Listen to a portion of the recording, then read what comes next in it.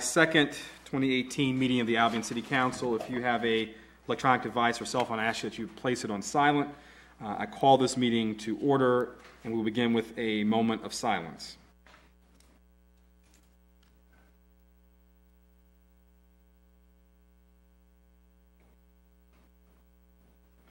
Thank you. Please join me in the Pledge of Allegiance. I pledge allegiance to the flag of the United States of America, and to the republic for which it stands, one nation, under God, indivisible, with liberty and justice for all. Thank you. Clerk Domingo, if you would please call the roll. Councilmember Barnes. Here. Reed. Here. Brown. Here. Lawler. Here. Spicer. Here. French. Here. And Mayor Brown. Here. I'm going to ask the council for just two changes to the agenda. One, there was a request to add item A under presentations for a visiting, I guess, intern from France. So can I have a motion for that? So moved. Can I have a second? Second. Is there any discussion on that? Seeing none, all those in favor say yes. Yes. Yes. Opposed? Okay. We have added item B under presentations for mayor and council member comments, and this, I'd ask for a motion to do that. Is there a motion? So moved. Is there a second? Support. Okay. Is there any discussion? Councilmember French. So are you talking about after public comments, item number 9, or are we talking about after public comments? After general public comments. Number 14. Number 14. That's what you recommended. Yeah. Okay. Yeah.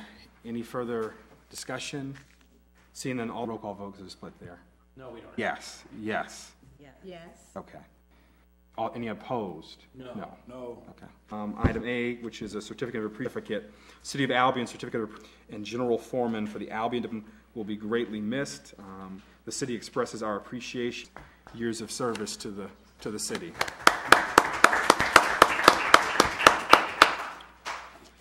Moving forward, we'll go to item B under presentations, which is introduction of the French intern, Mary Slater. Mary Slater, 517 East Michigan Avenue. I just wanted to take a brief moment to introduce Nicholas Schwindling from our sister city. He's here for 3 months doing an internship at 3 different places. Albion College, Sister City Committee in France. You can say no. Yeah.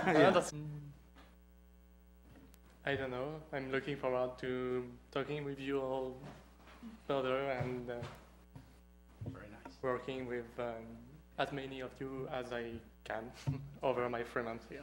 Excellent. Very good. Thank you. Welcome. Welcome to Albion. There are no public hearings, public comments on the agenda.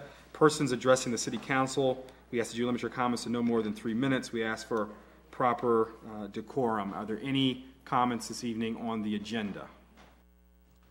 Okay. Seeing none, we'll move on to consent calendar. This is for approval, item A of approval of the regular session minutes from June 18th, 2018. Is there a motion? So moved. Is there a second? Okay, moved and seconded. All those in favor say yes. Yes. And opposed? Okay, we've approved the consent calendar. Items for individual discussion. Item A, discussion approval, closure of Michigan Ave between Dalrymple Street and Albion Street. Councilmember Reed.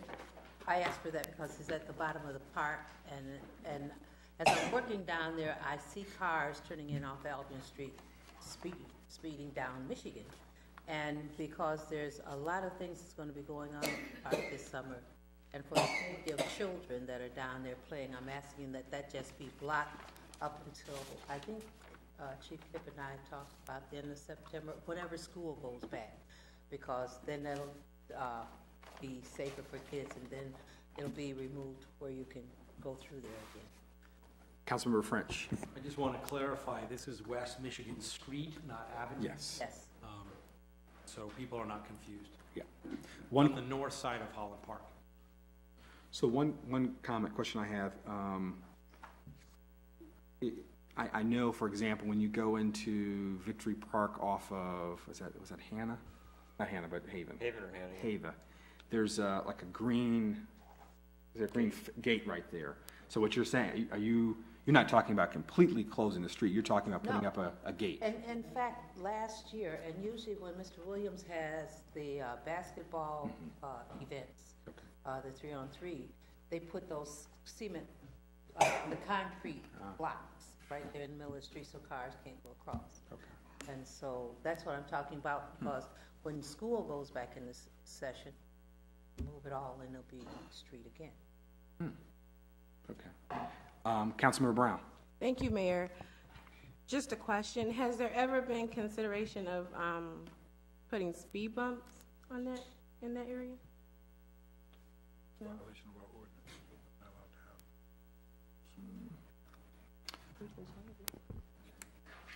have. I don't, Not that I'm aware of. My only concern would be, we discussed this a couple years ago, and residents in that neighborhood were not happy about the idea of closing that street, so I don't know if you want to take that into consideration as well. And I'm not sure how we can do this temporarily, where we could put barricades up at certain times and remove them, but I don't think that was necessarily stop cars. I think people would move them. This would have to be more of something permanent that wouldn't move on a daily basis, so. So I'm aware that there were residents who were concerned about closing the street. I guess that's why I asked that question earlier, because I originally thought it was presented as actually closing the street. But what I'm hearing is you're saying you want just a way to prevent from traffic going down Michigan Street. But I guess the question I have is, based on what you're saying, is there if the city, as a purchase or through grant dollars, was able to put a gate there like we have in Victory Park, would that alleviate the concern you have, or is it the same? I have no concerns over it, actually. I think it would actually benefit those neighborhoods, because you wouldn't have through traffic through those neighborhoods, but that's not what was expressed by the residents at the time when we originally talked about it, so I just wanted to bring that up. Okay. For safety and security purposes, I think it's actually a great idea just to remove the street altogether and not have it there, because it would close off the neighborhood to through traffic, and it's only a block or two to go around, so. Okay. That's Councilmember Reed. Yeah, I was drugged to several meetings about closing the street. But my whole thing is the safety of the kids. Okay. Now, to drive one block up and around like this is going to be more convenient than having a dead kid from somebody tearing in off Albion Street going down. And I mean, like last year, we had, I think it was about 4 family reunions out there in the park. You had the big read out there in the park. You had a lot of other things going on out there. And so what I hear, Mr. Bonner is supposed to be having some things out in the park. And plus, I wanted to do some story times out in the park. But I most certainly don't want to do it with cars going back and forth. And they don't go slow. I'm telling you, they just pull in there and just keep right on tearing through. So it's just a very unsafe thing in the summertime for the kids out there, you know, with that street open. So what I would suggest, and I between the manager and our public services director, maybe we could just see how much would it cost to put a gate similar to, because that to me that makes sense, because it can be open and closed, and you know, maybe. Well, and I think we could do 2 things. One, we could put temporary barricades up for now, and for a trial basis, and see how it works and whether there's a problem with the neighborhoods with that. And then we can also look at the cost of putting something more permanent in place that we could open and close on a regular basis. Yeah, because I think, you know, if once we do get a quote for a gate, I think the benefit of a gate is it's easier to open than removing the concrete barricades. And we could use temporary road closed signs for now. Okay. And obviously somebody could move them, but we can put them back, so. Okay. So they moved those last year. Right. Yeah, because the one thing I think about is I know that the parks have a curfew. And so, you know, there might be a thing where the street, we don't need to have the street closed. Right. You know, if it's past curfew, because theoretically someone shouldn't be in the park. But we'll check with the administration and get some information about how feasible that is. That will, you know, just something temporary until we get the pavilion put down there. Now, when we get the pavilion down there, then I think that road should be full. Okay. Is there any further discussion? Thank you, Ms. Reed, for bringing that to our. Mayor. Okay. Oh, Councilmember French. I move that we table this motion, since it is a discussion with approval associated with it, that we table this until we have more information, unless we're at a point where we need to approve it. The agenda says discussion approval.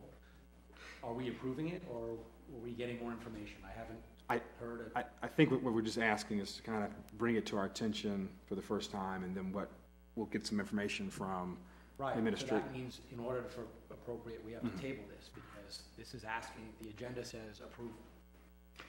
So we're not approving it, we're getting more information. So we need to table this until we have more information.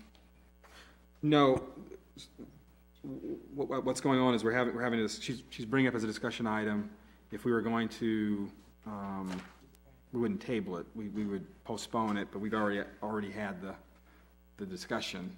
So, I mean, we can just ask for more information and bring it back to council, but we've already had the.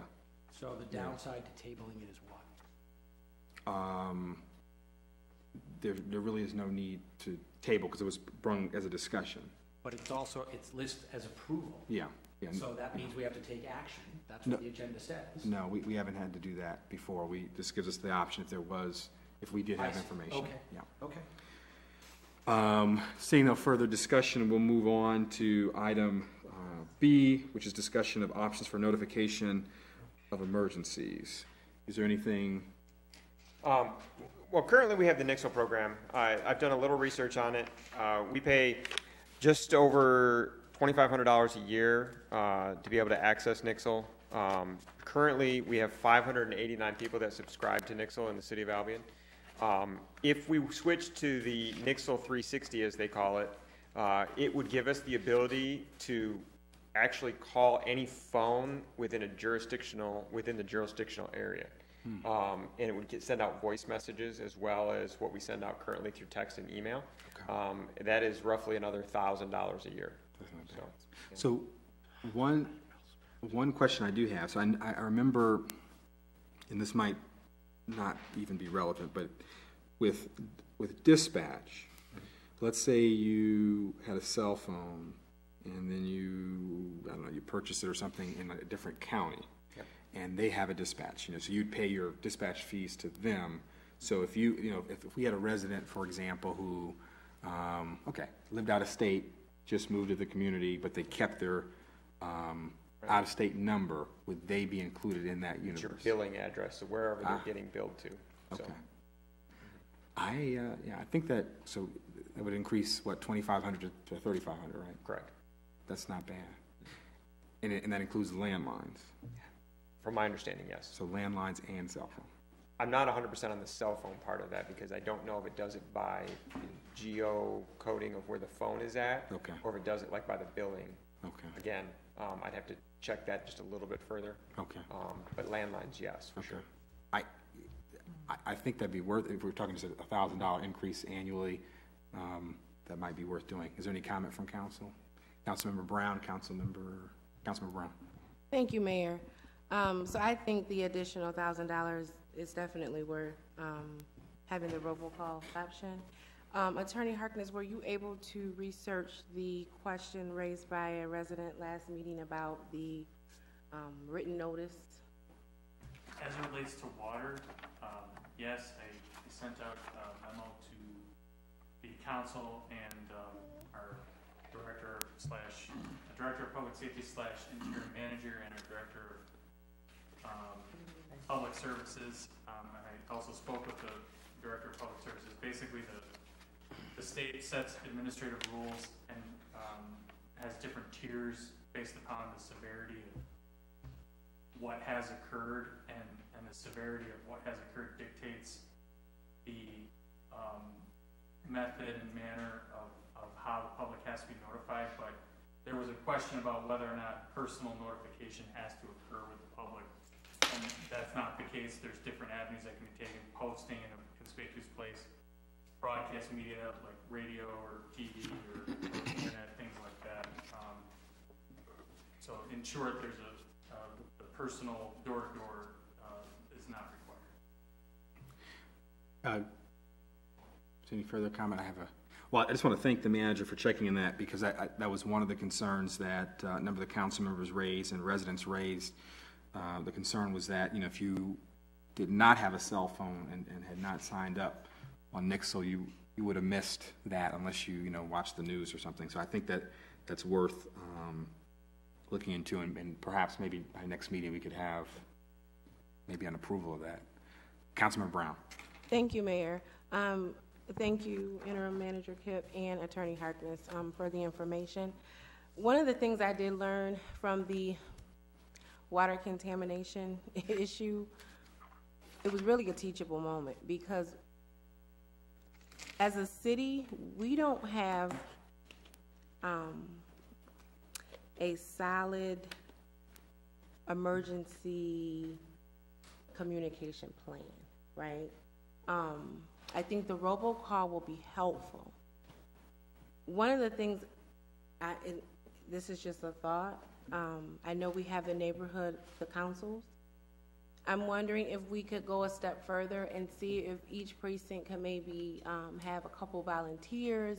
If something were to happen in the future, maybe people would be willing to volunteer and go door to door, especially like to elderly and ill residents. And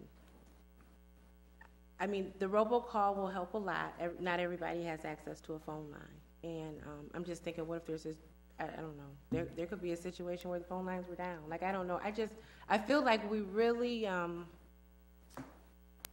it wasn't a disaster, catastrophe, but we don't have an emergency communication plan, and I think that's something that we need to explore. One additional question I have is the, I guess the city siren system. Mm-hmm. That's still in operation, everything. Because I actually, at one of the kind of resident meetings I had, someone asked, well, do we still do testing on that? Because I remember there used to be like Saturday testing. That kind of all ended when we didn't have dispatch anymore. Okay. Because somebody has to manually be in the building to push the button. And so to say that we're going to set it off at a specific time, well, I can't guarantee an officer's not going to be busy doing something and come in and do it. And my concern in doing it at different times is I don't want people to think there's an emergency when there's not an emergency, that it's just a test. So we try to just limit it use only for tornado sirens, mainly is what it is. Okay. Is there any further discussion from council this evening on this? Budget to cover that extra cost this year, and I can just go forward with that since it's within the price range of what I can approve myself. So. Yeah, I think that's great. Okay. Councilmember Lawler. Thank you, Mayor. So let me get this right. For the emergency to go on Nixle, it has to be on landline, not cell phone.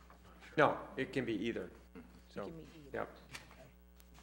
And it actually, Nixle sends out emails as well, so you can get it through email, phone, or text. So.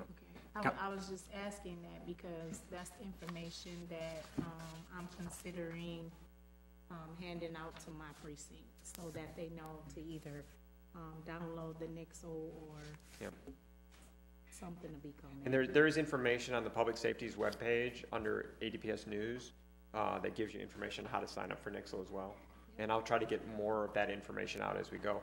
One thing I would like to discuss with council at some point is I'll bring back what we've done at the next meeting, but how these alerts are sent out and what we alert people for, because we're stepping up to a stage where people are going to be forcefully getting messages now instead of voluntarily getting messages, and I don't want to necessarily send out everything to everybody, so I think the council needs to make a consideration on what is for everybody and what is for not for everybody.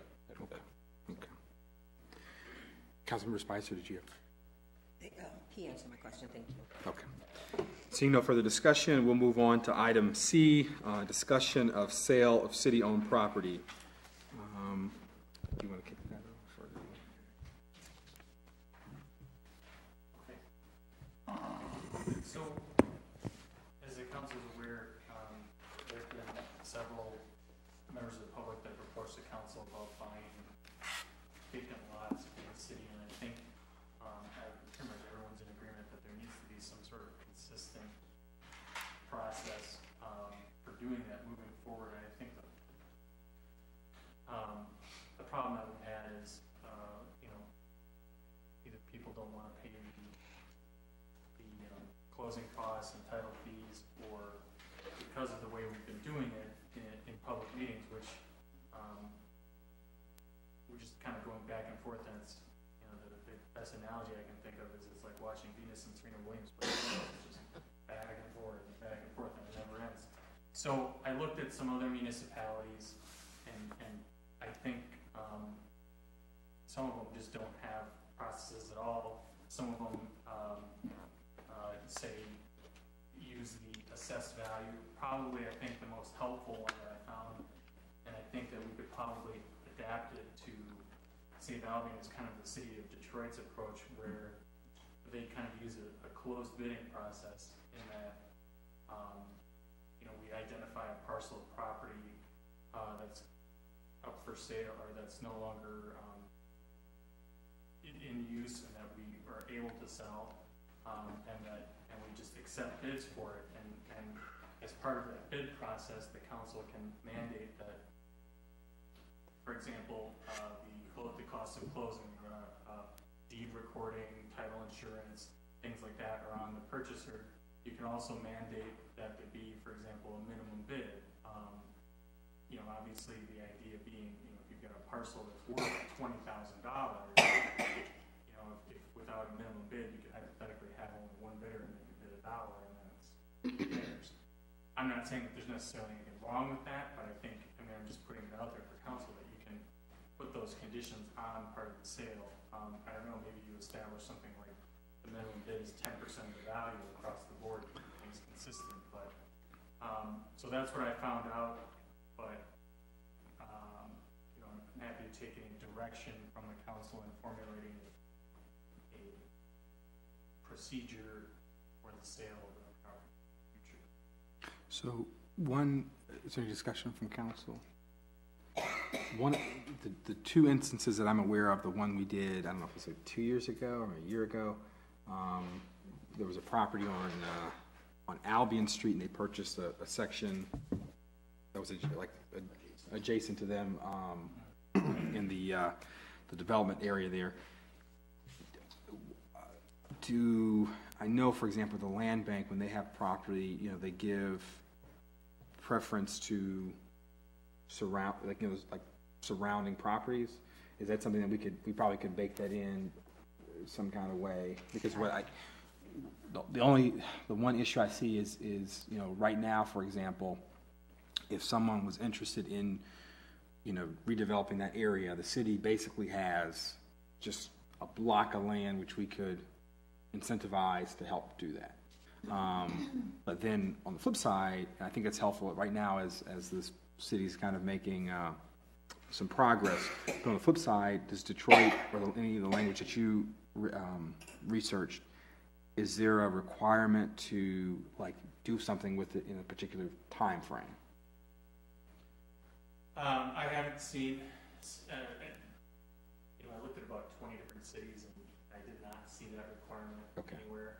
I think kind of maybe what you could do as an adaptation of what you're talking about is maybe instead of a straight closed bid, you can, before you do a closed bid, make the adjacent parcel owners aware that the property is for sale, and give them an opportunity to purchase it at whatever value, whether it's 10% of the value or whatever, and then if no one bites, then do a closed bidding process.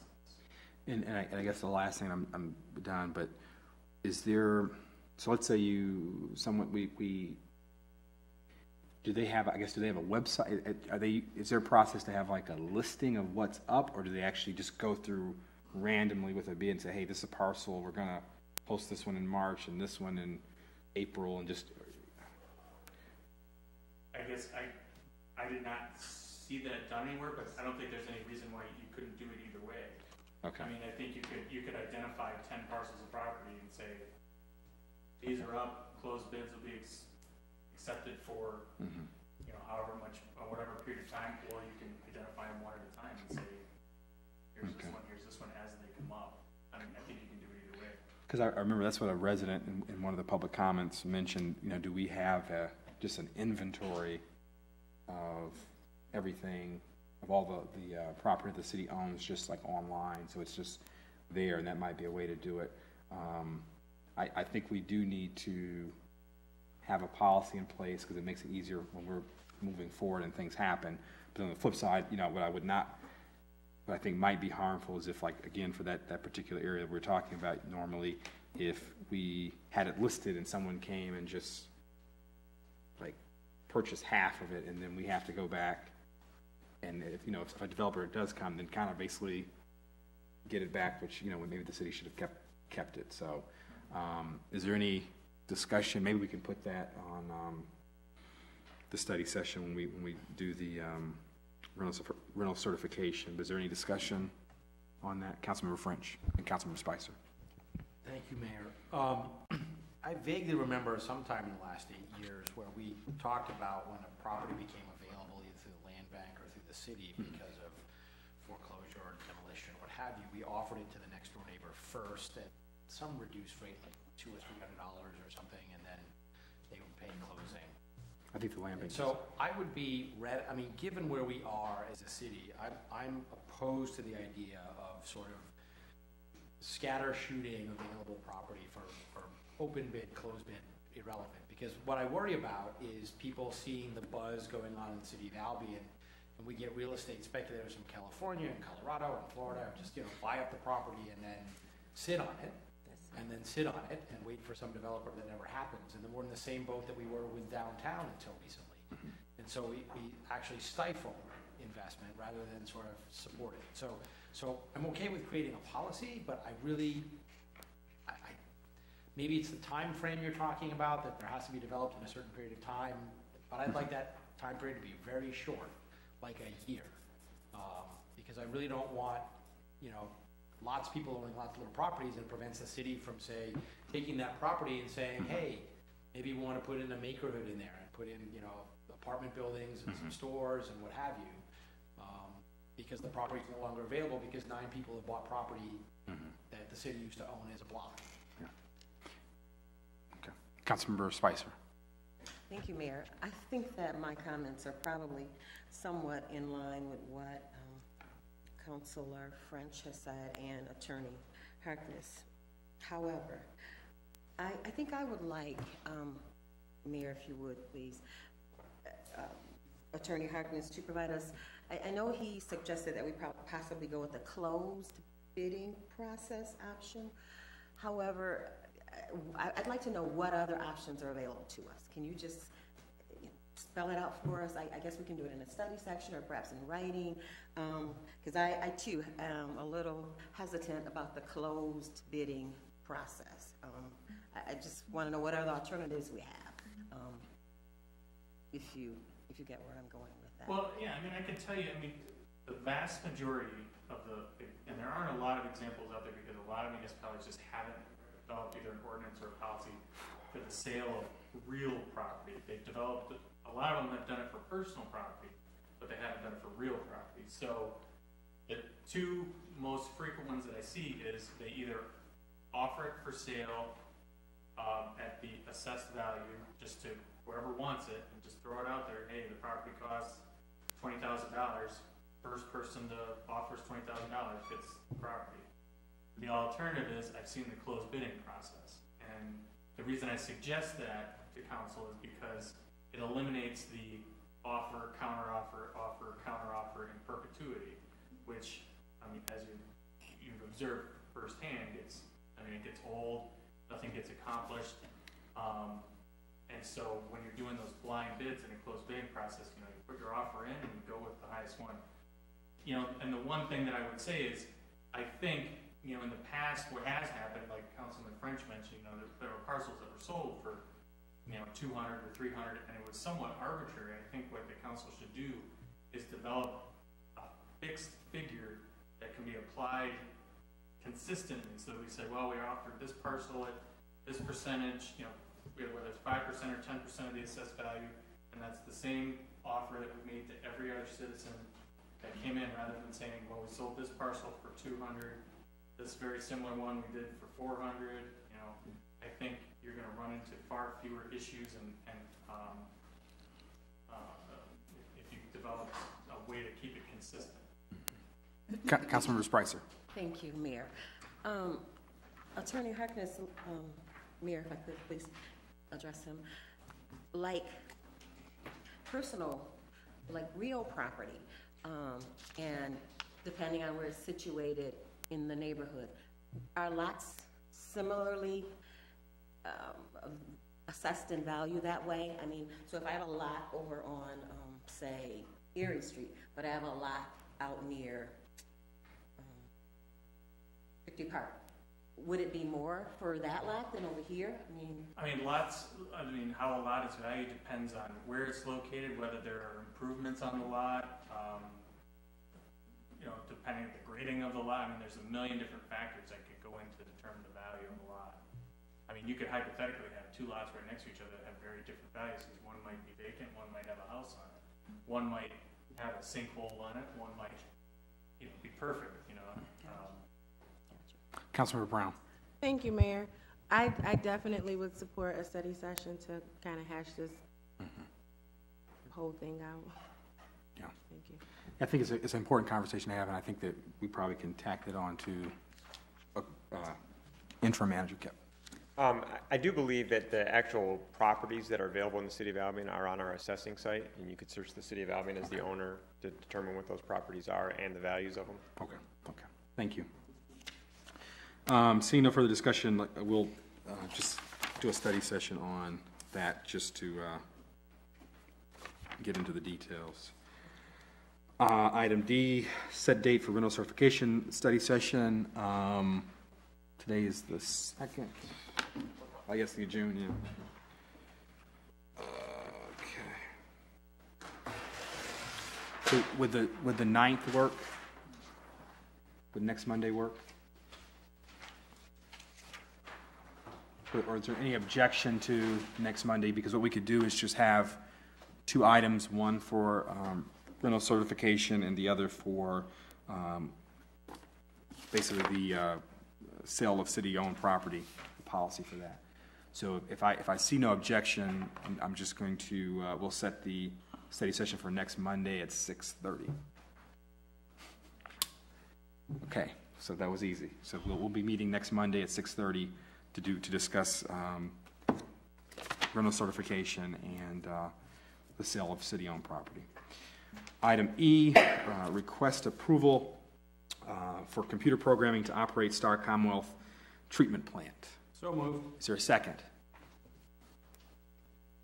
Second. Moved and seconded. This was an emergency cost for setting the computer system up for the pumping of the water. Okay. We've already had this work done, so I wasn't sure whether this had to come to a council approval, but this was an emergency request, so. How much? I don't know. That's it. I was looking at the. Yeah. Yeah, that comes together. Yeah, it was above what normally I can approve, so. Yeah. And this is a computer system that's already. It's a computer system that controls the water pumps, so it was the issue of getting that set correctly so that we didn't have some of the water issues that we were having. Okay. Jim Leonardson, Director of Public Services. Basically, what you see before you is an invoice for work that has been done.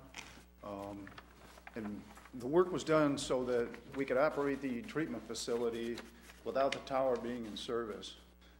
Prior to this work, we did not have that capability. They had to come in basically to do a bunch of rewriting of programs. It took quite a bit of time and energy.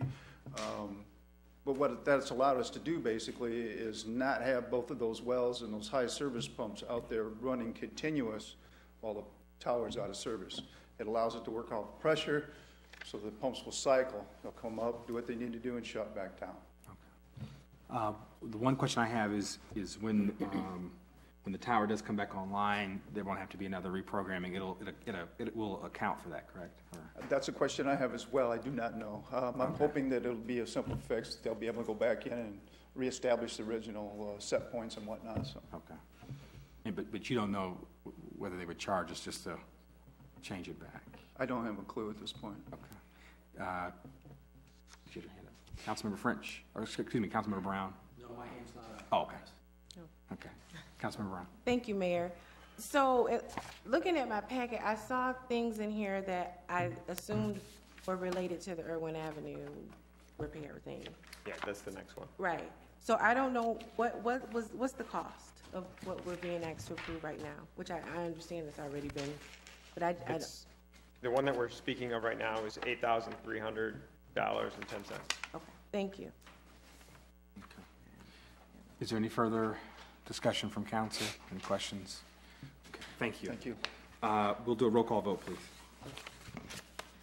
Councilmember Reed, Yes. Brown, Yes.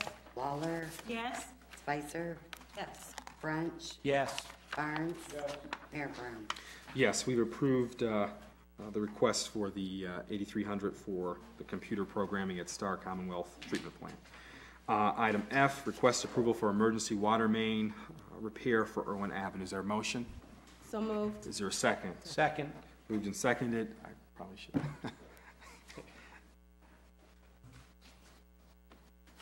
Again, what you see before you is an invoice. This break was rather complex and large. There was 4 pieces of piping that all came together in a configuration that we didn't think that we could deal with. Along with that, we had about 4 other water main breaks going at the same time. In fact, this break we had gone to and fixed, and then it leaks again. We were away from this. It was a cross section is what it actually is. There's 4 pieces of pipe that come into it. There were several feet of pipe, water main that had to be put in. Based on that, the complexity of it, and again, the idea that we had 3 or 4 other water main breaks going at the same time, we elected to bring in Hoffman Brothers Excavating and just get it fixed and done and move on. So, Okay. Is there any, Councilmember Brown? Thank you, Mayor. So, of the pipes that were repaired, how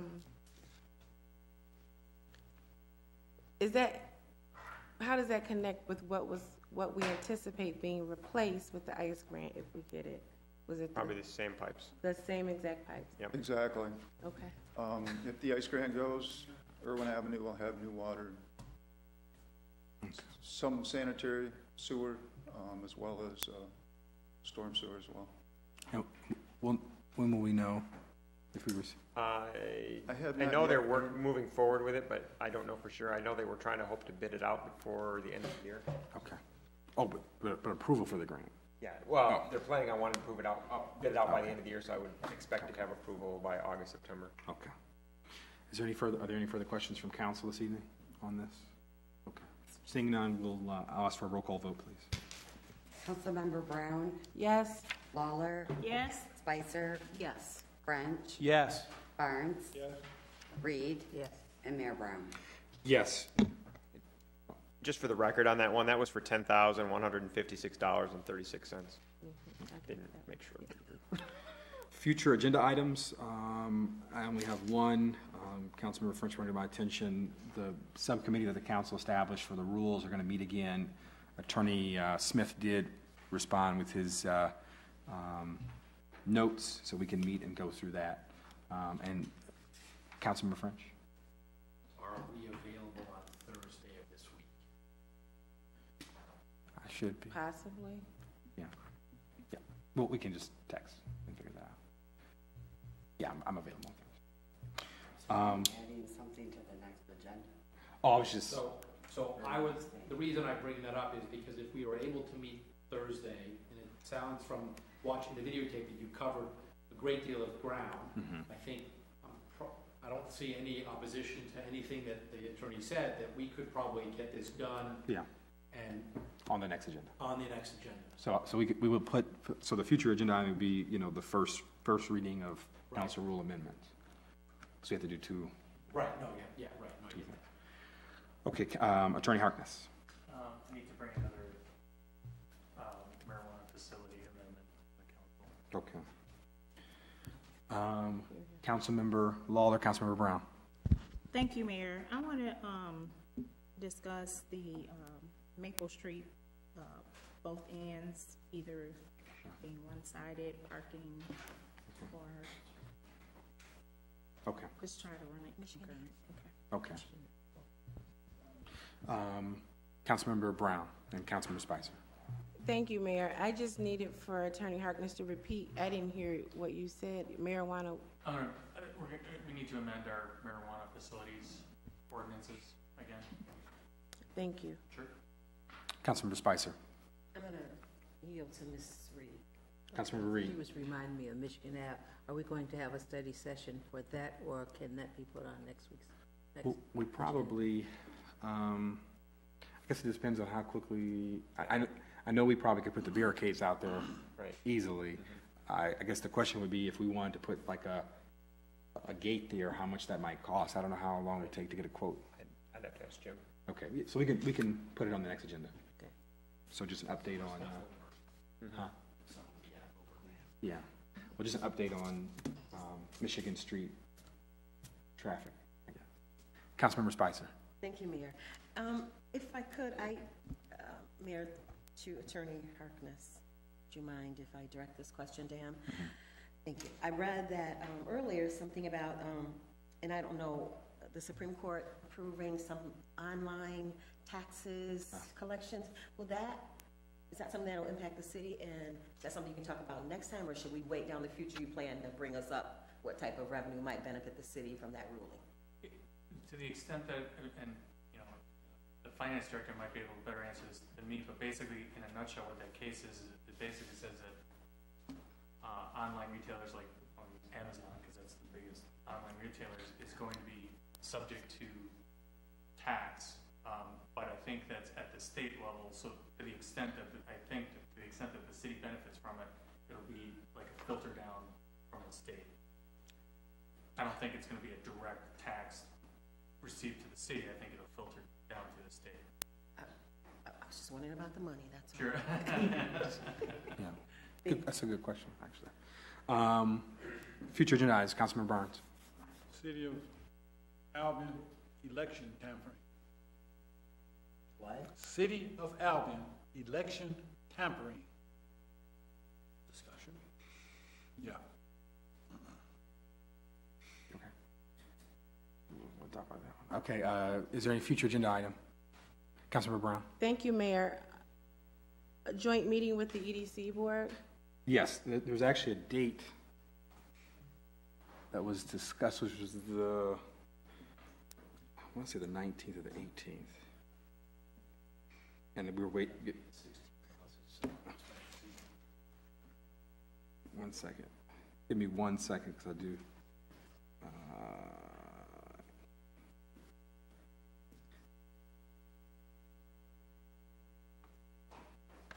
The 19th. Yeah, so the EDC has to have a special meeting this month. And I think they were trying to coordinate it with us. So the date would be July 19th. It's a Thursday, so Thursday, July 19th at 6 p.m. And it would be at Ludington, the Ludington Center. 6, you said, or 7? 6 p.m. 6, okay, thank you. Because the EDC is going to have a meeting, and then we're going to be a part of that. So that's for the joint meeting.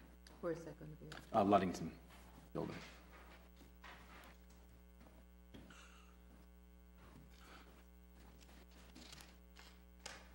Okay.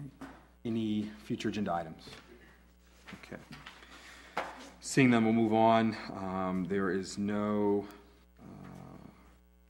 everyone's here. Public comments.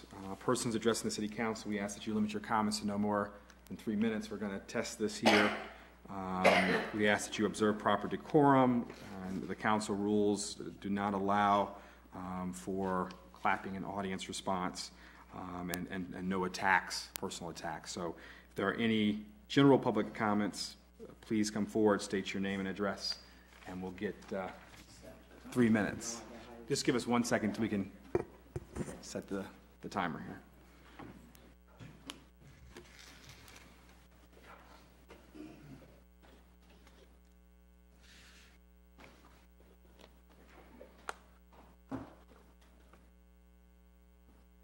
I think it's like loops of a countdown.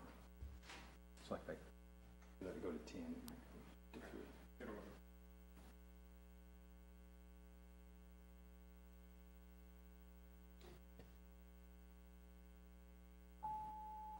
Okay. Is there any public comment this evening?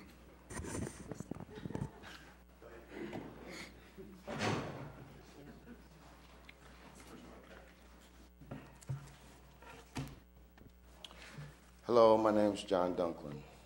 I live at 1203 2nd Street, Albion, Michigan. I have an Albion recorder from July 13, 2017. I have come to this council for many years. They have failed to answer the public and me.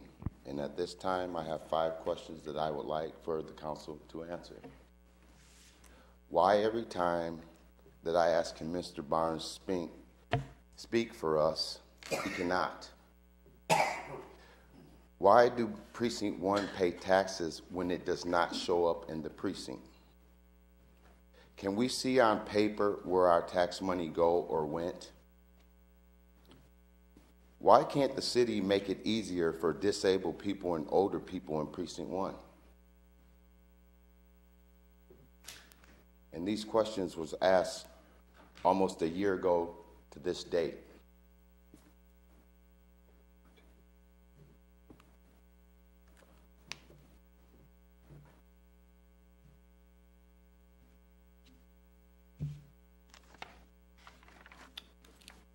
I ask that you respond because it's been a year. In a year, you should be able to respond. Clearly, it's been a year. The paper states it has. Albion Recorder, as stated.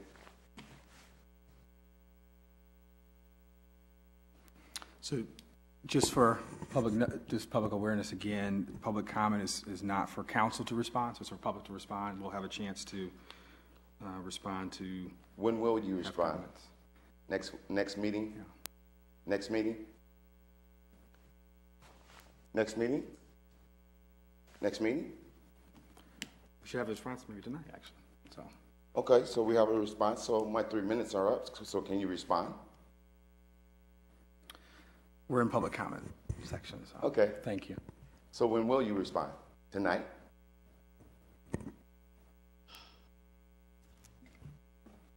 Next meeting? No question for the public? The public doesn't matter for Precinct 1? Do you have any further comments? Oh, I'm just asking, can I get a response? So this is not the appropriate time for council to respond. And I'm just asking, can you give me a time limit? Because you have not responded in a year. So if you have not responded in a year, I'm just asking for the respect that you asked for. You will get an answer, and just want to make sure that this is not the appropriate time for council to respond. All right. Thank you for your time. Is there any further public comment this evening? It's going to restart by itself. Just let it go, should you say? That timer makes me nervous. I don't say anything in 3 minutes or less. Thank you, Mr. Mayor and City Council, for your service. I wanted to let you know that we're having a 18 mil non-homestead election coming up. It'll be a special election on August 7th. The 18 mills non-homestead millage goes to supporting our per pupil foundation allowance that's required by the state of Michigan to ask the voters to approve. The renewal is directly supporting our children and our public school. It's a tax on industrial, commercial, and non-primary residents. It's not a tax on primary residents. It will not show up on primary resident tax bills. It is a renewal because it's something that the public schools are required to do every however many years that you actually run it. We're going to go for asking for a 10-year non-homestead millage in hopes that the legislature will eventually pass what they put into writing, that maybe they can relieve the public schools of asking for this on a routine basis. If you have any questions, let me know. If there's any groups that you want me to go speak with, let me know, please. That would be great. And August 7th is a special election. Okay? Thank you very much. Thank you. Do you want to forward it to Liz? Is there any further public comment? We're going to... Okay. Seeing none, we're going to just waive that for Commissioner Tompkins. Good evening. Thank you. We have to approve that? No. Okay, I just wasn't sure. I know it was talked about on Monday, so I. Yeah. Okay. Well, thank you. Mr. Mayor, council members, Interim Manager Kipp, Clerk Domingo, residents of the City of Albion, and the folks watching on TV tonight, good evening. My name is Gary Tompkins. I'm your County Commissioner. Just a few items, quick updates I'm going to provide to you. I'll be very brief tonight. First of all, we're going to talk about animal control ordinances. Relative to our recent County Commissioners meeting, we adopted several amendments to Section 5 of the Animal Control Ordinance concerning licensing of dogs. Basically, with the new software that we've been able to put into place, will permit point-of-sale collection of data that will be available to the Treasurer and Animal Control in real time. With this change, the Treasurer is now able to issue dog licenses with flexible expiration dates. Basically, right now, the expiration date on all dog licenses is December 31st. This will allow, if you come in, if your dog is 4 months or older, gets the rabies vaccination, say it's March 4th, you'll have a full year till March 4th of next year before you have to do the all being at one time. Because remember, February 28th used to be the deadline, and with that being said, you get just an overabundance of people coming trying to get their licenses. So again, it's a positive thing and gives people flexibility, and it gives us some relief, certainly at the Treasurer's Office as well, as people get dog licenses. Also, too, we approved a contract between Cowan County and the CNC landfill, which will authorize a pilot program that will permit all county residents access to drop-off recycling services at the landfill in Convis Township through the use of a punch card program. CNC landfill will allow Cowan County residents to bring loads of recycling equivalent to what is held in a 96-gallon cart to the recycling center, and CNC landfill is responsible for verifying the residents that you are a resident of Cowan County, and you will pass through this pass and will record each visit by township, city, etc. This program will provide a third attended recycling center in the county as an alternative to the existing ones that we now see in Marshall and Albion. So just yet an additional dropping point. If you ever need that, it will be available there at Convis Township at CNC Landfill. As most of you know, my monthly newsletter is just released and it's out. Most of you folks do get that. If you're not on my email list and you'd like to get to be on my email list, please drop me a line. At the bottom of the newsletter, hard copies are available, will be available tomorrow at the Albion District Library, and it's a great resource to know what's going on in and around the 7th District. Wow, I just noticed that timer. Okay, in the newsletter this month, on page 3 and 4, I provide a breakdown of 2018 road and bridge construction projects for the county in 2018. However, even though the City of Albion not necessarily is part of that, but one of the things would like to know that in and around the City of Albion, there's a lot of projects that are going on. So as you're exiting Albion through your commutes to different places, Division Drive from the city limit to county line, which is Clark Street off of Harrington, going to the county line on Division Drive, will be skip paved, which skip paved basically is paving in sections, basically the worst parts. Finley Drive from B Drive south of Division, which is J. Kevin Tidd Funeral Home, that'll be chip sealed. That's part of the maintenance program, because if you remember, it was actually paved, I believe, last year as well, so it's a normal upgrade. B Drive South and the 29.5 mile project has been completed. The one B Drive South, which is out by First Baptist Church, going east, and then 29 Mile Road to Michigan Avenue. Looks great. That road was in really bad shape, and we were glad to be able to get that project done. And then finally, 25.5 and B Drive South from F Drive to the city limit. So that's coming north from Homer on F Drive, at 25.5 from F Drive all the way into the city limit, which turns into B Drive. So there's a lot of construction projects that are going on. So certainly, as you have your commute in, people are commuting in and out. Hopefully, those roads will be a lot better situation going forward. So, and then finally, on page 5, I provide information on the Lead Safe program in Calhoun County, with contact information and eligibility requirements. Actually, Albion's very own Shauna Gamble is responsible for that program. So if you know anybody that certainly I know surely there's a lot of houses in the city of Albion that were built before 1978. And so there's always that possibility that lead could be affecting children in some way. So this is an excellent opportunity, and it was well worth my while to be able to provide that in the newsletter to help her out and get the word out to anybody. So if you do know of anybody, have them contact Shauna as well. And then finally, I just want to take the opportunity to wish all of you, including the folks here, people at home, all of you and your families, a very happy, safe 4th of July. It's going to be hot out there, and it'll be a lot of activities, so just enjoy yourself. Absolutely. And then I was just going to say that because I also want to take the opportunity in closing to wish Councilmember Spicer a happy birthday, which is tomorrow. So see, I had it on my list. See, it is, yeah, or actually July 4th. So see, I had it on my list. So absolutely. So with that being said, and unless there's any questions for me, it's always great to be with you folks each and every month. All right, take care. Have a great night. Okay. Thank you. Thank you, Commissioner Tompkins. Seeing no further public comment, we will move on to mayor and council member comments. The one comment I have is there's reference, well, happy birthday to Councilmember Spicer, but then also the city will be celebrating its annual fireworks display. That's going to be, well, I'll just read it. Join us as we celebrate Albion with a tremendous fireworks display. Fireworks will be launched from the south side of the Kalamazoo River on the west side of Riverside Cemetery across from Barnes Park. The display will start at dusk on Tuesday, July 3rd, and then there will be a kind of a rain date of Thursday, July 5th.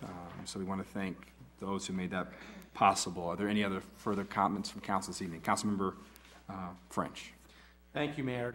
Just to follow up, I know that the American Legion is planning a pulled pork sandwich dinner the same night as the fireworks. I think that starts at 7 o'clock?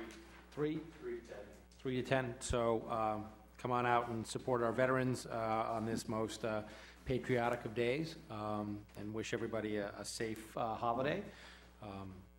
Yeah, that's about it. Thanks. Okay. Is there any further council comments this evening? Councilmember Barnes. Yes, my comment is that I would like to ask the city attorney to direct me to the election body that I should contact. The second person I was told to contact was the Attorney General of the State of Michigan, Bill Shuey. So I was wondering, could you get that to me on which election body I would contact about election tampering? Yeah. Thank you. Okay. Okay. Seeing no further council member comments, one of the things, and I will follow up with Mr. Duncan if you stick around, and we can talk about that. You know, there's differences between taxes and assessments, and we, you know, the city uses that for the common good of the entire city. So if you would give me that privilege, I'd love to have that conversation, and we can report that. We can report that back at the next meeting. Manager, there's no manager report. I entertain a motion to adjourn. So moved. Is there a second? All those in favor say yes. Yes. Any opposed? This meeting's adjourned. Thank you. Oh.